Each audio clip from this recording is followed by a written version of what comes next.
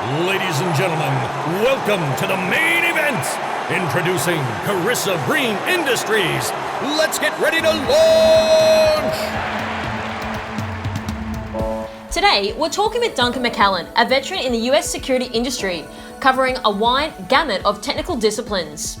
He is now president of Operandus LLC, a company dedicated to improving the security posture of all of their clients using their proprietary technology.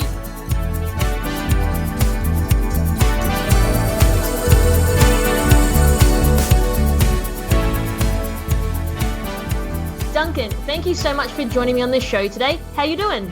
I'm doing fantastic. Thank you for having me. I'm glad to be here. Awesome. Okay, well, let's just jump straight into it. Sounds good. Tell me a little bit more. What's your elevator pitch? What do you do?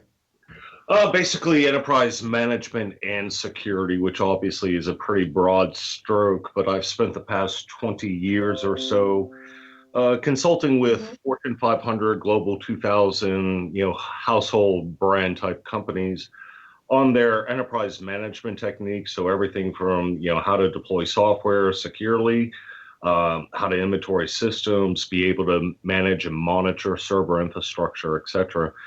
And over that period of time, just made a natural transition into becoming much more InfoSec focused over the past several years. So that's where I'm at today, helping to protect and defend our nation's critical organizations from threats known and unknown. Yeah, absolutely. And I think you said before, with this moving into the cybersecurity industry, how did you get started in that? And did you do any formal study or certification? What's your journey? Yeah, there was some of that, but really, like many in the industry at my age, so to speak, kind of had to teach ourselves, right? Because there weren't, the internet forums or, the training curriculum that you see out there available today. And unfortunately, we didn't even really have the amassment of search engines and that technology that you see so prevalent. So, you were having to crack books and, really just put your hands in there, get dirty, and, a little bit of elbow grease. Here I am today. But, really it all started with my career in law enforcement. Where, some of the guys in the department knew that I was a hobbyist with computers and approached me. Yeah, they approached me back in, I guess it was 94 timeframe to set up a World Wide Web page. That's actually how they put it, for the sex unit, and being able to help educate the university females in the area about rape prevention techniques. So that was how I got started, learning how to code HTML 1.0, and basically started evolving from there. I was hungry and very eager early on in my career, and found a very niche space for myself in that enterprise systems management, and tied on to one of Microsoft's products very early in its development.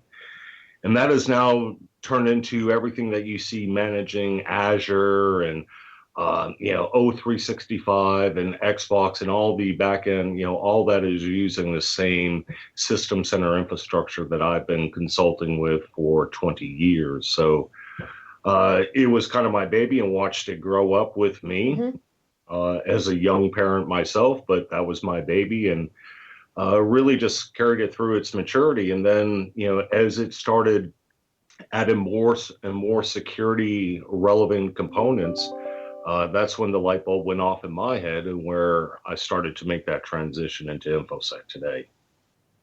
And, you spoke about training and stuff before earlier on. What's your opinion now in terms of, there is a lot of training out there. So how would someone sort of identify the best route to, potentially move across from a different part of technology into security, or someone that's new starting out? What's your advice on that? The problem is, you're right, there is a lot more training opportunity out there today. The issue becomes finding the quality training, right? So you really have to get into the InfoSec culture to start to see where some of these pocket units exist, and being able to latch onto those. There's some recommendations that I have. Obviously, cyber.it, which is kind of the standard for self-paced, video-based online learning, but it's free. And that's one of the great tools for those that are trying to get into this industry or make a transition from, information technology into information security, and want to learn new skills as far as things like Python scripting or firewall configuration, or how to spoof a Wi-Fi network, all that kind of stuff you can learn on cyber.it.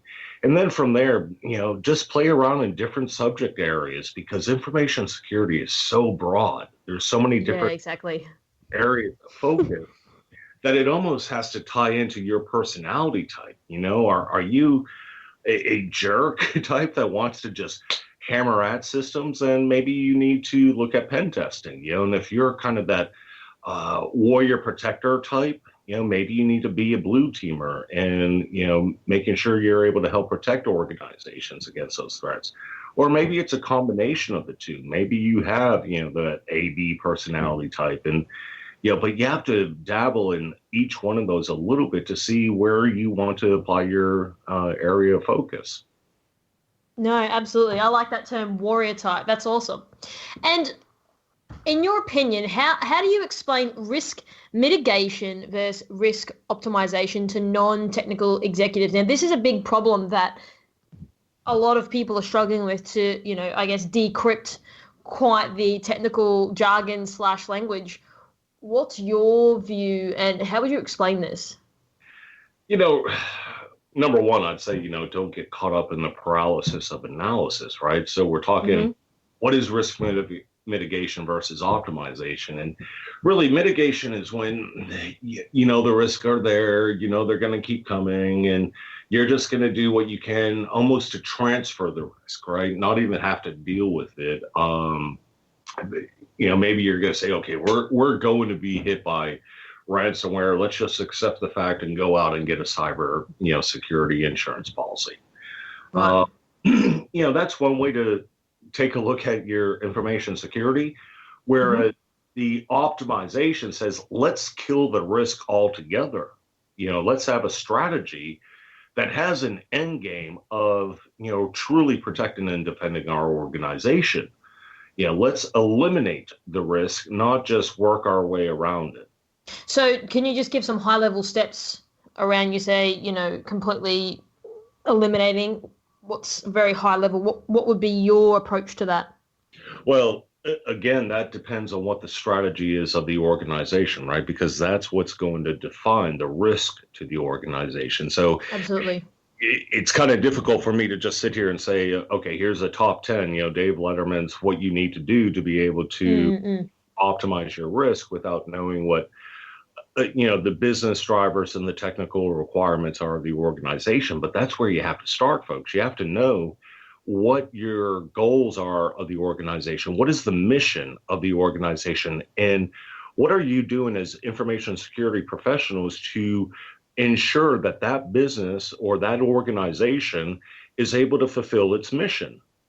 Yeah, absolutely. And so, you said depending on the organization, do you think a lot of non-technical executives are being perhaps misled by people in the cybersecurity industry?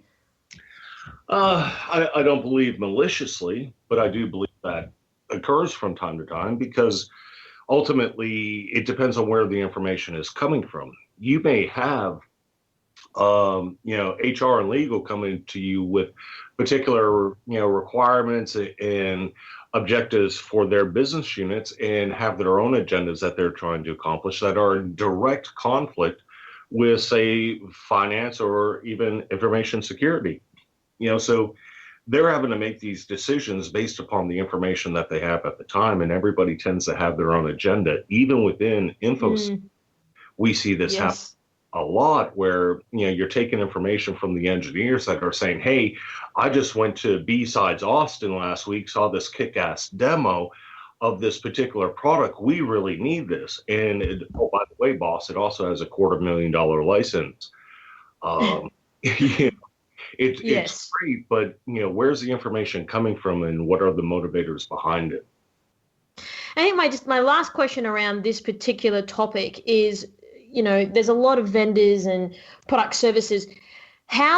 What's your approach to non-technical executives? How do they cut through the noise, and what's some of their, I guess, buying process look like? Because they are bombarded with 55 different products. What's your advice to perhaps someone who does feel perhaps overwhelmed and not really sure where to start? Well, first thing that they can do is, obviously these business decision makers at the level of, say, a CISO or a CTO, there's professional organizations, both, in their local areas as well as online, that they should definitely be a part of and be able to have their own network of resources that they can reach out to and say, hey, John, have you heard of XYZ, product, or do you know of solutions that can fit this particular need? They need their own network of their peers at their level to be able to help guide them in the right direction from a trusted source that isn't motivated by, closing a deal.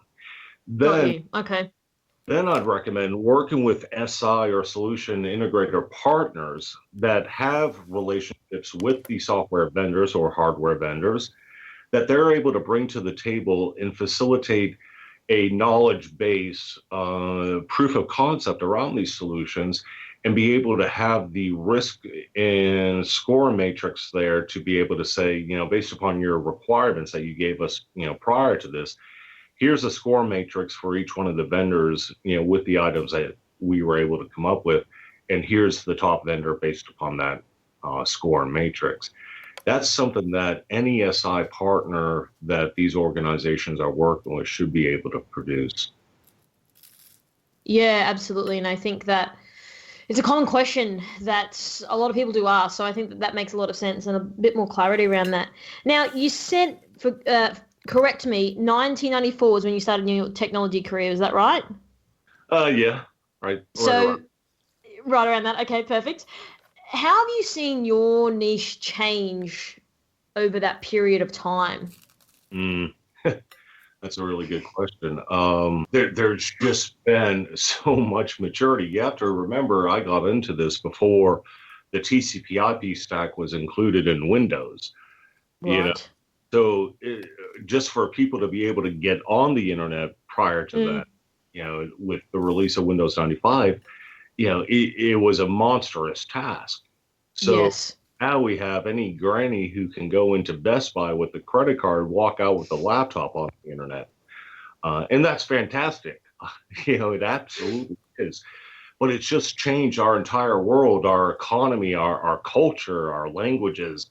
Before long, it's also going to change our, actual physical bodies. We're going to end up having really bad eyesight and tiny little thumbs so that we can continue to type away on our devices.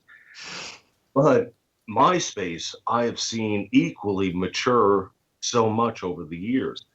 The threats have changed, so have the responses, and what we're able to bring to the table today. It's almost like, playing a chess match that you can never, claim checkmate. It's constant struggle. They make advances, we make advances. And it's this constant battle, but it's becoming so fierce, and the tools and the technologies and the processes that we're using, it's just phenomenal to think of where we've come from back in the days of war dialing and BBSs and all that. But yeah, it's changed dramatically.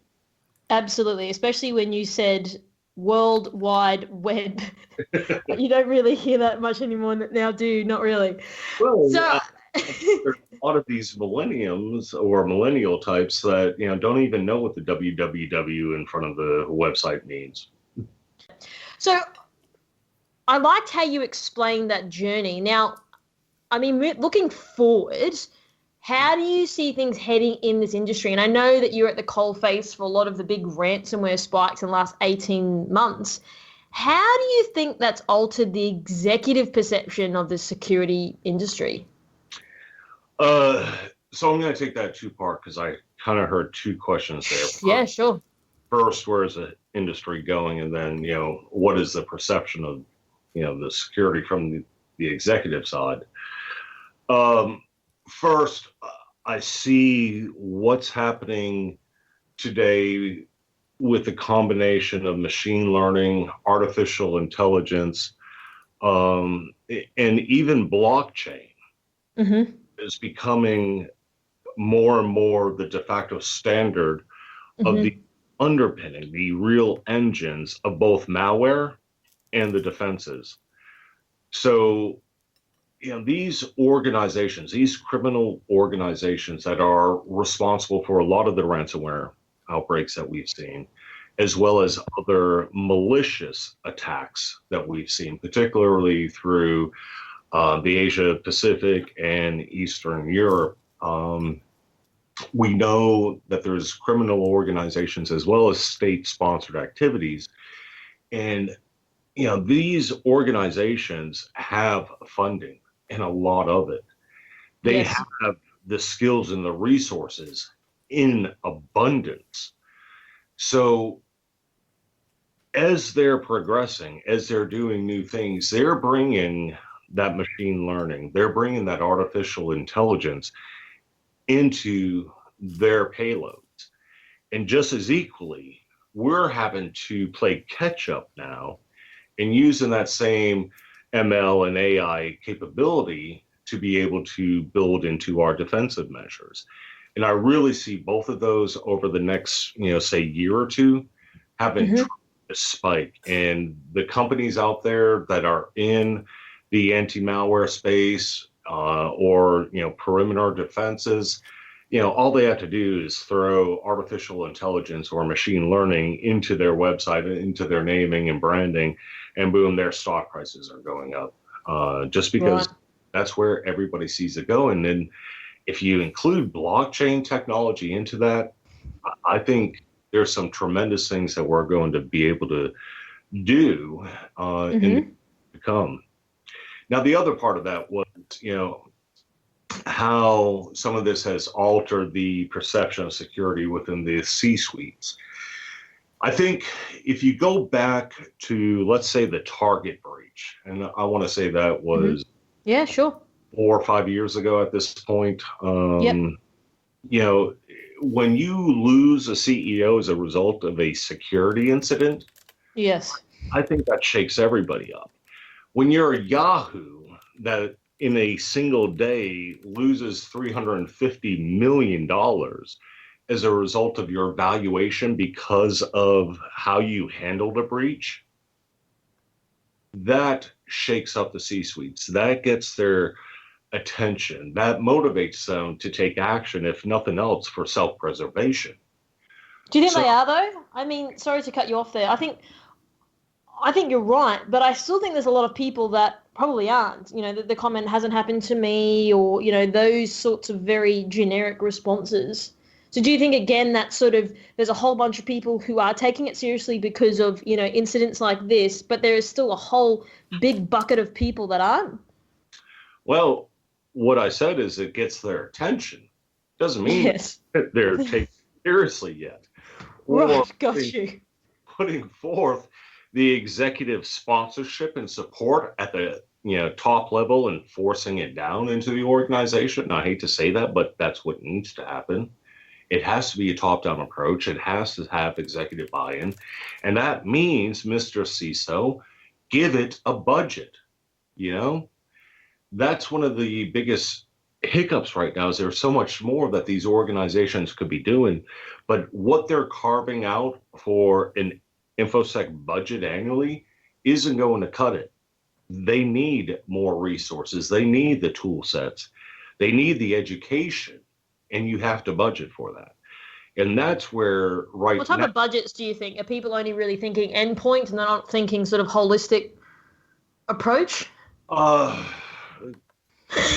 You sound stressed even by me asking that question. It is a frustrating situation, and it's one that you end up beating your head on the wall so often that you eventually just learn to try to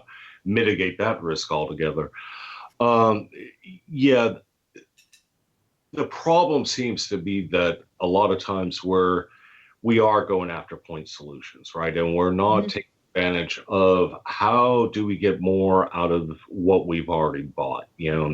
I'm a big fan of use what you own and run it until the wheels fall off.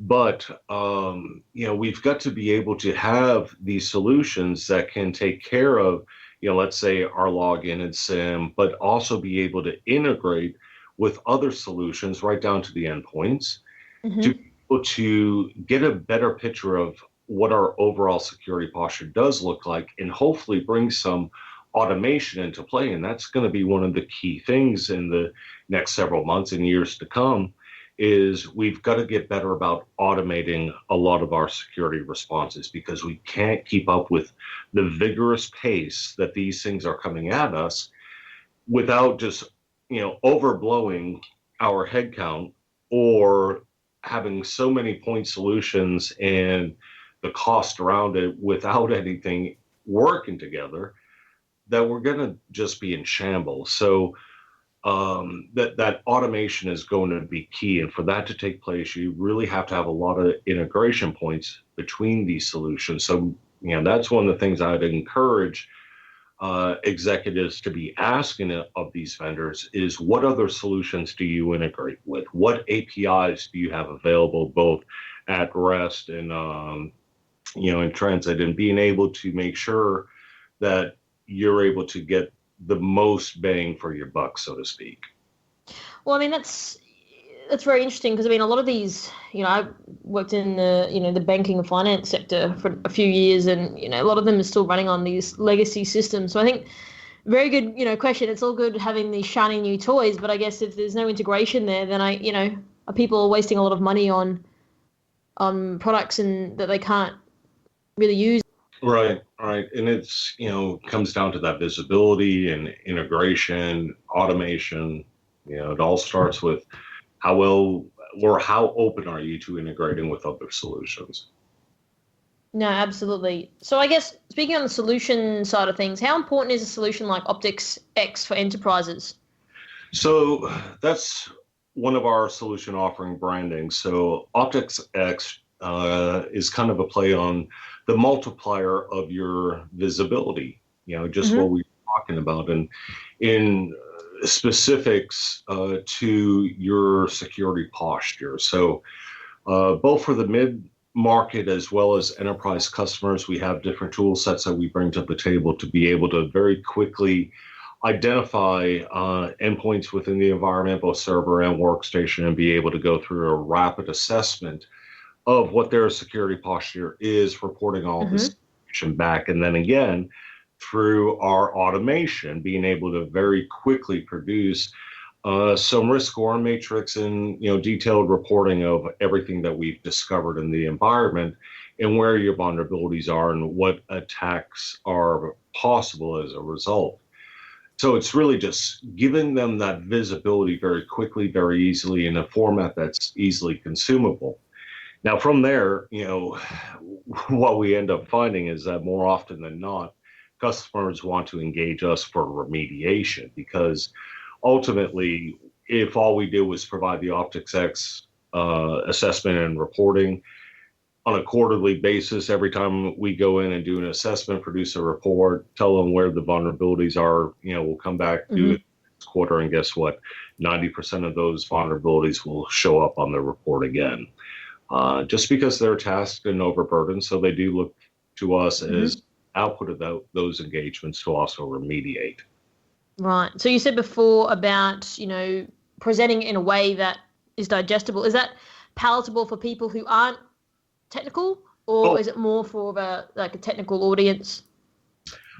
Yes and yes. So it is very consumable for non-technical because that's where the executive summary, the risk scorecard and whatnot to play, but then it breaks down where you're able to drill into detail. Okay, so we have 107 vulnerable systems out of the 2,000 that were scanned. That gives an executive a high level, but then we can drill through and be able to get to the detail. specifics. Okay, so we have a remote code execution with a high, risk factor for, 10 systems, and be able to see which of those 10 systems are impacted. Yeah, no, that's good. So I guess it gives that a high level landscape for the executive, and then it sort of moves more into your subject matter expert to go and remediate. Exactly. And what are you seeing as the biggest challenge or roadblock to the full scale adoption of this improved security posture?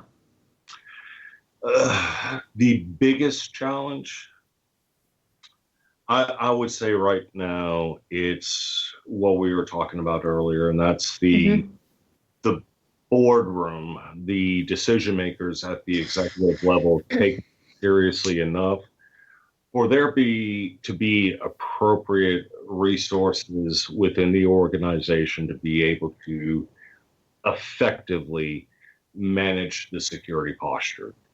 And that may be simply that we don't have enough technical resources in the industry. It can be that we don't have the right training for the resources that we have to work with in-house, or that we haven't allocated enough training or training budget for those resources. And then it just comes down to, again, the cost and complexity of what we're having to deal with on a daily basis. And with limited budgets, with limited resources, how does an executive today prioritize where his team is going to spend their time and where he's going to spend his money?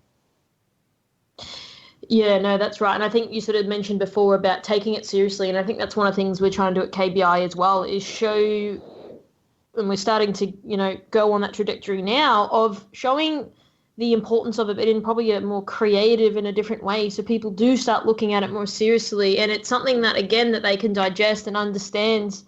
And it's not one size fits all as well, because what's important to fin services is not necessarily what's important to other sectors as well, in terms of the level of importance, the risk, and what really keeps people awake at night. Exactly. So if you could give one piece of advice for enterprise organizations to start to adopt today, what would it be? I would say I'm divided between two things.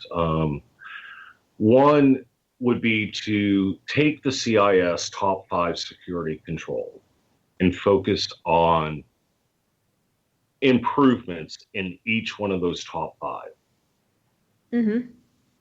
Now that's going to include things like, having a good hardware inventory, having a good software inventory. Without knowing what's out there in the environment, how are you supposed to protect against it? Those kinds of things. And that operates, the CIS controls, the 20 CIS controls, operate very much on the 80-20 rule, right? So you're going to spend 80% of your time on those top 5, but you're going to, get the return that you're looking for there. So that's one thing. The other that I would say it's kind of 50-50 is have a cybersecurity risk management plan. There's plenty of examples out there from MIT, Harvard University. Right. Yep. But really just get a solid cybersecurity risk management plan in place. Make sure it has executive buy-in. Have your incident response team already assembled, that communication plan, all these things go into that overall management plan, but have that in place and make sure that it has executive buy-in and it's understood and communicated to those that are impacted by it. But those are the two things that I think organizations, if they focused on today, they would naturally see as a result the roadmap that they need to have in place and what their next 18 to 36 month schedule should look like. Yeah, no, I think that's a really, really good response. And you spoke about executive buy-in. I was speaking to a CISO the other day here in Australia, and he said that he was hiring or recruiting for a role that was like a cybersecurity influence lead. So I'm guessing that that's sort of the interface between the security function as well as the business. And it might not be someone from a technical background. It actually probably is someone that is a really strong communicator that can take those technical language and communicate it into executives that are going to understand and put it in ways like you mentioned earlier, that people are going to turn their head and go, okay, yep, I'm getting buy-in from that. And I think that's something that people should start looking to implement to get that cyber influence lead, so they can go into organizations and say, look, this is exactly what you need, and have that ambassador within your corporation for that person who is advocating to executives, but also to the larger organization. Right. Absolutely. And, that plays right down into the business unit level as well. So as you do start to make this maturity in your InfoSec model, you're going to be, members of your business unit that you're going to want to appoint or have volunteer to represent that department, because you can speak to them and then they can speak back to those business units in a language everybody can understand. Well, that's the thing. And the way in which I put it sometimes is the language thing is, I might be speaking Italian because I'm half Italian, although I can't speak Italian. And it's like, I'm talking to you and perhaps you're speaking German. We're talking, but no one's understanding each other. And that's sort of a way in which I communicate to people about technical versus business and how they're talking, but no one's understanding what's happening. Right. We all need to learn the language of mass so that it's universal. That's right.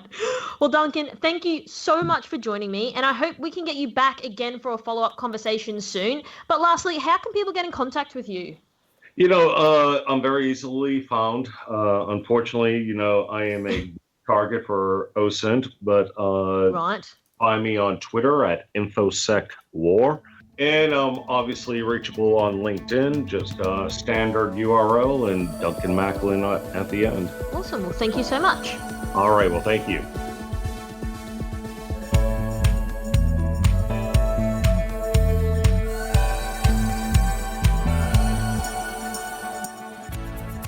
Thanks for tuning in. We're looking forward to bringing you frequent snippets of what's happening in the security and emerging tech industries.